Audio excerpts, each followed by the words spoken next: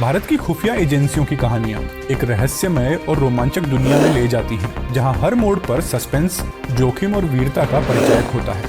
आइए वार्ता 24 न्यूज में एक कहानी की तरह जानें कि कैसे भारत की प्रमुख खुफिया एजेंसियां बनी और उनके प्रमुख कार्यों ने देश की सुरक्षा को कैसे प्रभावित किया। आपको बता दें कि भारतीय खुफिया एजेंसी का इतिहास बहुत पुराना है। 1887 में ब्रिटिश राज्य के दौरान इंटेलिजेंस ब्यूरो यानी आईबी की स्थापना की गई थी।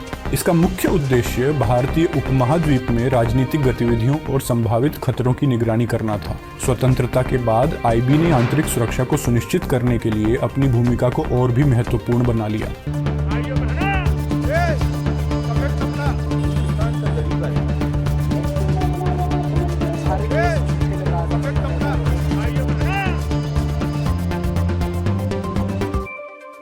रो यानी research and analysis wing Bharat की बाहरी खुफिया एजेंसी है। ये 21 सितंबर 1968 को अस्तित्व में आई, जब 1962 के भारत चीन युद्ध और 1965 के भारत पाकिस्तान युद्ध के बाद एक अलग बाहरी खुफिया एजेंसी की आवश्यकता महसूस की गई। इसका मुख्यालय नई दिल्ली में है। वही 1968 से पहले इंटेलिजेंस ब्यूरो यानी आईबी भारत की आंतरिक और बाहरी खुफिया जानकारी के लिए जिम्मेदार था। आपको बता दें कि 1971 में बांग्लादेश के निर्माण में रो ने अहम भूमिका निभाई। दरअसल रो ने बांग्लादेशी गुरिल्ला संगठन मुक्ति वाहिनी को प्रशिक्षण, खुफिया जानकारी और गोला बारूद प्रदान करके उनका समर्थन करने में महत्वपूर्ण भूमिका निभाई थी।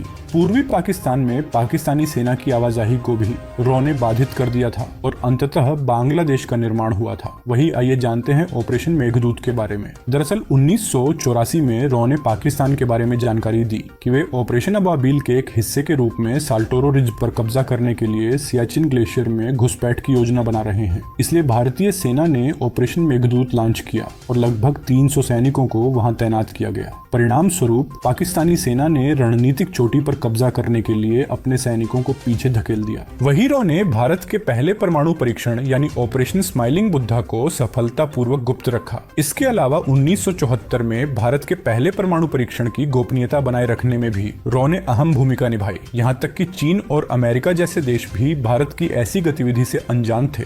अब आइए जानते हैं the black tiger Ravindra Kaushik के बारे में कि वो कौन थे और क्या करते थे। साथियों, आपको हम बता दें कि रविंद्र कौशिक एक प्रसिद्ध थिएटर कलाकार थे और उन्हें 1975 में रो अधिकारियों द्वारा जासूस के रूप में पाकिस्तान भेजा गया था, जहां वह पाकिस्तानी सेना में शामिल होने में कामयाब रहे और मेजर के पद तक पहुंचे। उन्होंने खुफिया एजेंसियों को बहुमूल्य जानकारी भेजकर हजारों भारतीयों की जान बचाई और इसलिए उन्हें रो द्वारा ब्लैक टाइगर की उपाधि दी गई। वही 2000 के दशक में रो ने एक मुस्लिम आतंकवादी संगठन के बारे में महत्वपूर्ण जानकारी प्राप्त की, जो भारत में बम धमाकों की साजिश रच रहा था। रो की गुप्त एजेंटों ने इस संगठन के प्रमुख नेताओं के संपर्क और योजनाओं की जानकारी जुटाई, जिससे एक बड़ी आतंकवादी घटना को रोका जा सका। साथ ही आपको बता दें कि 1962 के भारत चीन युद्ध के दौरान रो ने सीमा पर चीनी सैनिकों की गतिविधियों की गहरी जानकारी जुटाई। हालांकि इस समय के दौरान कई असफलताएं भी हुई, लेकिन रो ने समय पर कई महत्वपूर्ण सूचनाएं एकत्रित की,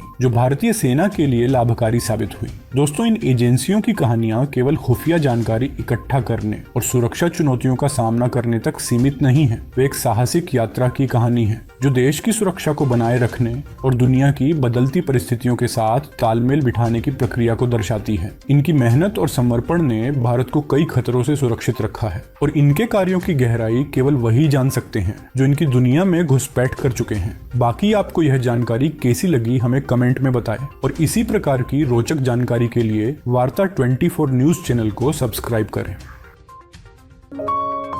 आप देख रहे हैं वार्ता 24।